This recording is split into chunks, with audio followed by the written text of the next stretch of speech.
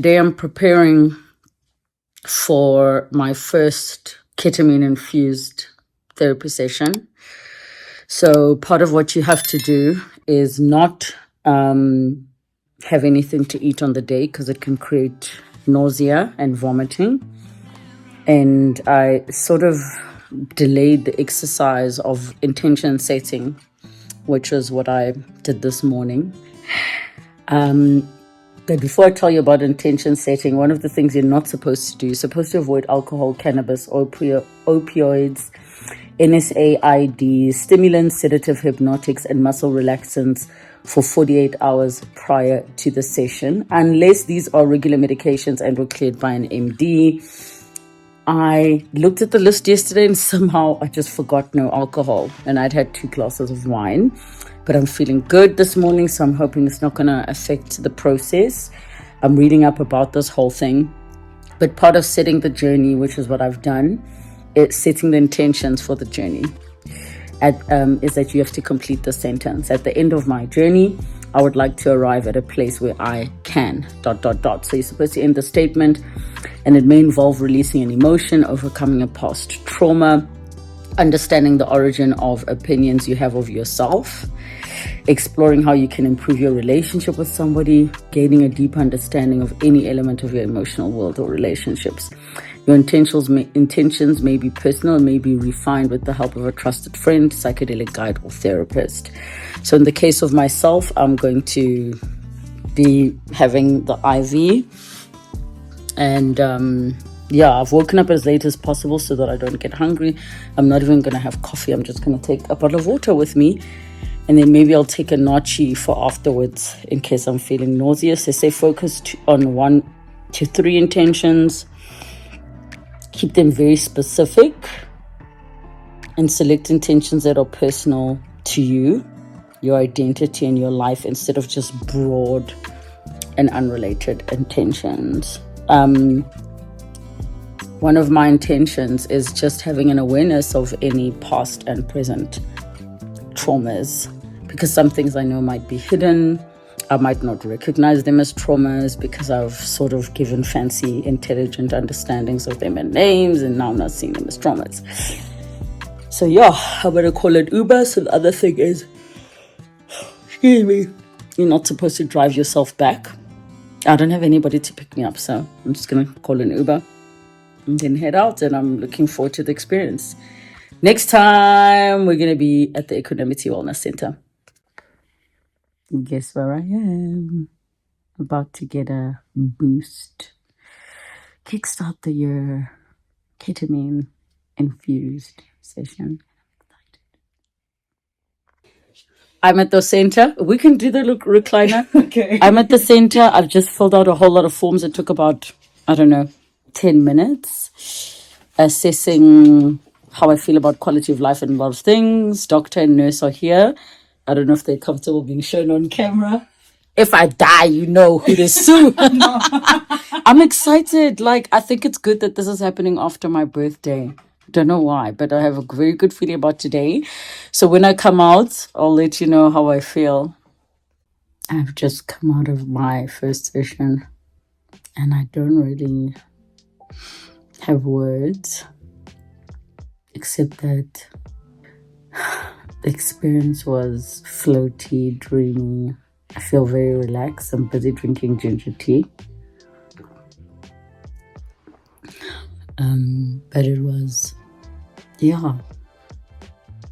was like a confrontation with myself and my feelings and my intuition getting my attention without distractions. It was really good. I feel so chill. So the drip is out.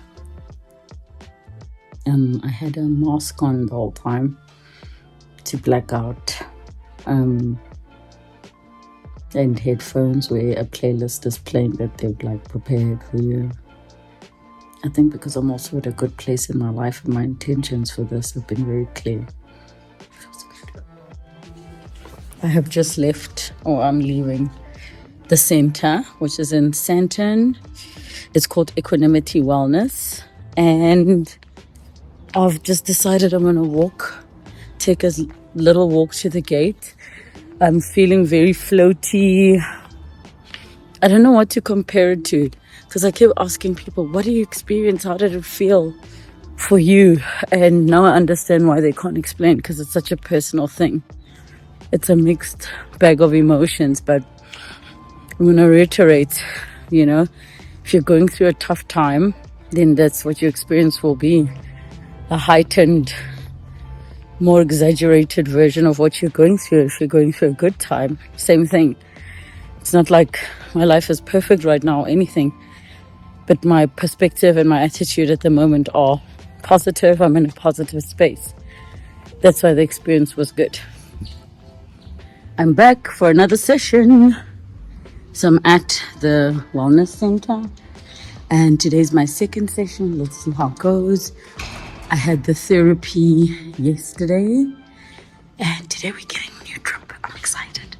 I'm waiting my turn, and I've just done a new set of forms, which is just asking around anxiety and I guess levels of depression or feeling senses of hopelessness, but I'm quite fine.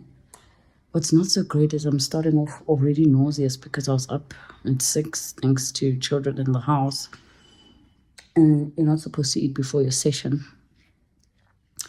So I'm going to ask for anti-nausea, something under my tongue before we start, so that I don't struggle, because it can cause nausea and I guess vomiting as well if you have something in your stomach. So let's see how today goes. My therapy session went really well, and I think it was yesterday. It is helping me go into the session with not better intentions, but with my intentions having even more depth and context, especially after speaking to the therapist and just talking through some of the themes that came up for me. I've just come out of my second session, and it was so different from the first one. The dosage is a bit higher, but you understand the meaning of a trip, like you went on a trip. At some point, I felt disconnected from my body. There were some feelings that came up of fear, not at all about where I was, but just about stuff that's happening in my life. I had a little bit of the euphoria right now. I was giggling when the dogs came to check up on me. This is sort of the setup, as you can see. Blood pressure machine, checking that I'm still fine, and I'm in the recliner chair that you can lay quite flat. I had this on. But this one was so intense. There's a point like I was so happy, but then at some point I felt the need to have an emotional release. Like, I need to have an emotional release. So yeah, that's session 2 done. Okay, I'm back to reality. I've had some ginger tea and I'm walking to the gate. It was so intense. I feel like I disappeared. The first session, I was feeling such good vibes. This session, some feelings I'm struggling with came up. So it was a little bit harder. There was a point, like I said, that I just wanted to cry. But there's that thing where, I don't know if you know that thing where you instinctively stop yourself from crying. You instinctively just stop yourself because there's hardly ever space or time to do so. And if there's space, it isn't always safe. So that feeling happened, but I came out thinking I need an emotional release. And I added it to my notes. So part of my homework this week is looking for that. I forgot to record before. I've just come out of my third session and I'm feeling very emotional. And I'm keeping it together for now because I need to get in an Uber home. But what I can say,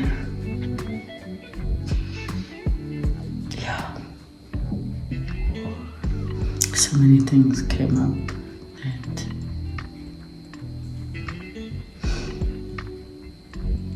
it's a lot. It's a lot. I need to process a lot.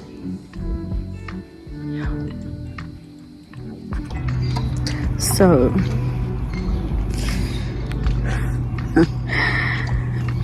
I'll tell you this. I've come out feeling like I need to announce my retirement, quit my career, and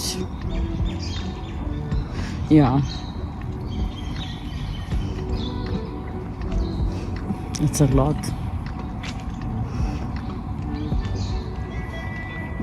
Just having to deal with oneself.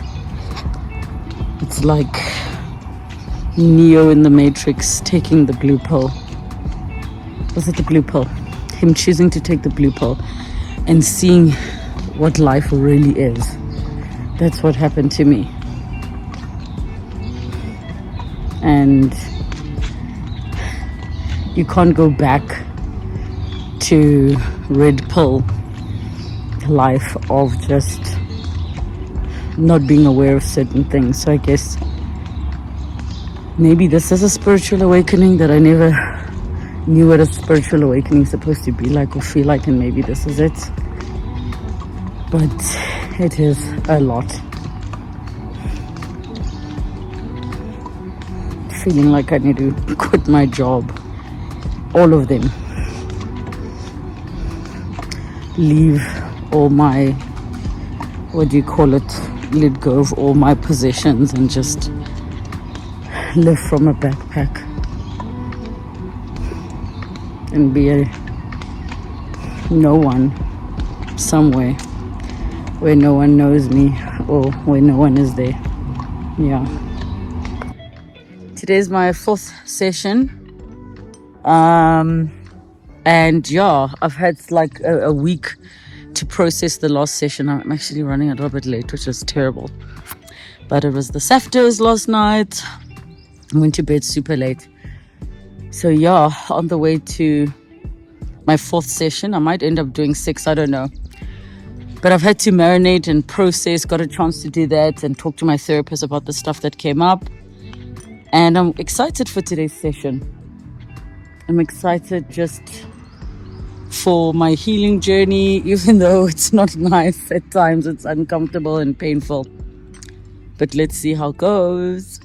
Time for my fourth session. This is monitoring, this is keeping check on the blood pressure, the music. There's an ECG machine there just because we saw something funny last week, so just being safe, we just tested the music, and I'm feeling excited and nervous for a higher dose. Everybody could do this, but I know not everybody can. Not because of like financial constraints, I just mean like emotionally, not everybody can do this. It might be too much for them. Not everybody's a candidate for it, but already I can feel the difference in me, the healing in me. I've just come on my fourth session and my bladder was so full, so pressed. I've got such a headache. I think I'm dehydrated and underslept. I've got a tension headache. Today's session, I feel a little bit indifferent and like the others. It's not as intense.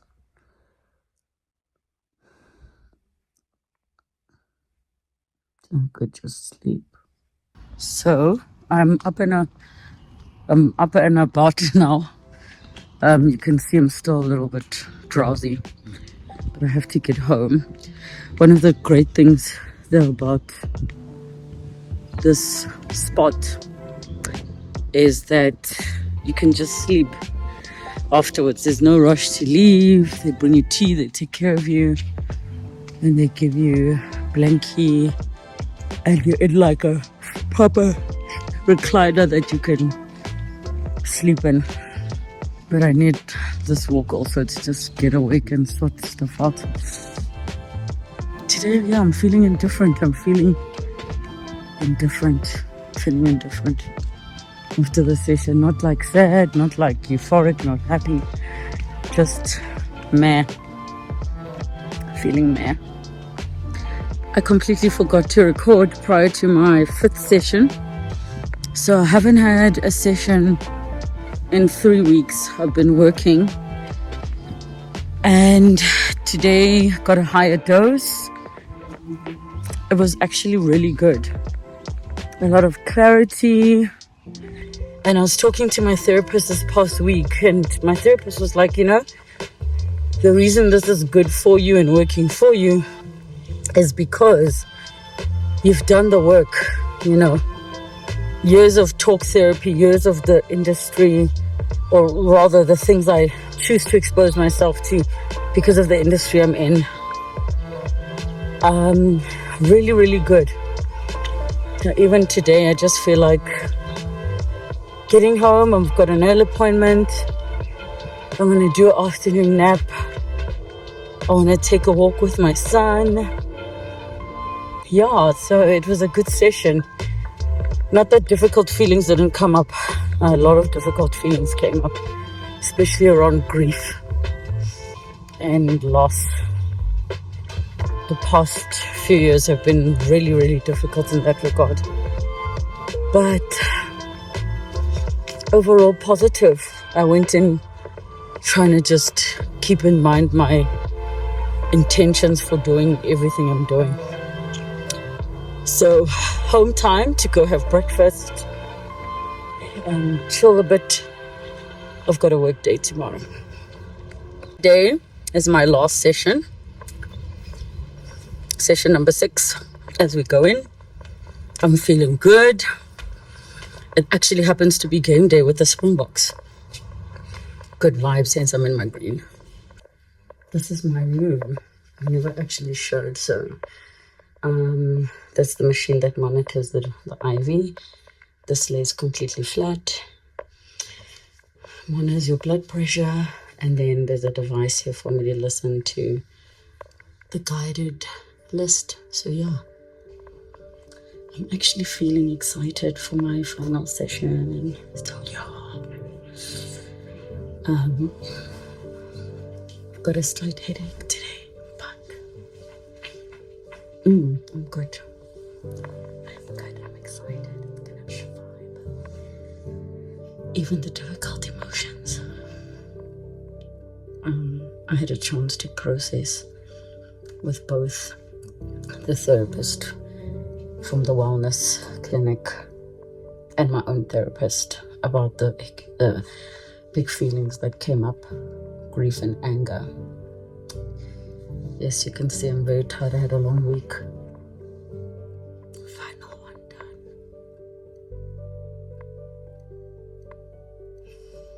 Yeah. I had to rush to the bathroom because my bladder was full. The doctor was telling me that the ketamine actually does that to the bladder, triggers the bladder.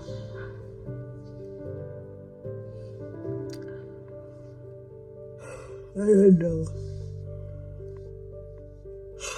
how I feel, but the one thought that's on my mind right now is rest and sleep are healing. That's what's on my mind. Final session done. I've just come out and yeah, I'm feeling relaxed, and overall this has been such a mind-blowing experience for me, really good for all of my relationships. The dissociative nature of ketamine forced me to look at myself and become more self-aware in ways that I wasn't. I thought I was self-aware. It unlocked another level. So yeah, I'm going to end on the following note. Obviously, this doesn't work for everybody. It's not cheap, but there are certain things or exercises, I guess, you can do if you're on a self-healing journey, self-discovery journey for yourself.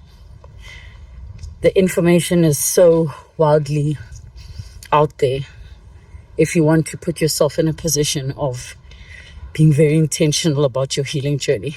So the note I'll leave it on, which is my revelation of the session today. I've heard this saying before, but today I got it. Today I finally understood why healing requires rest and sleep. Physical healing, the same way that when you've given birth, had an operation, all forms of healing require rest.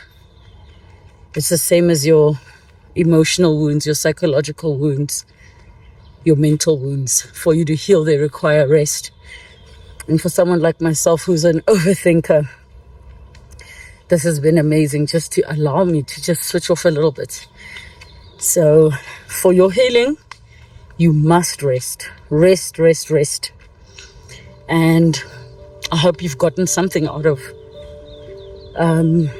this experience of mine, this journey of mine.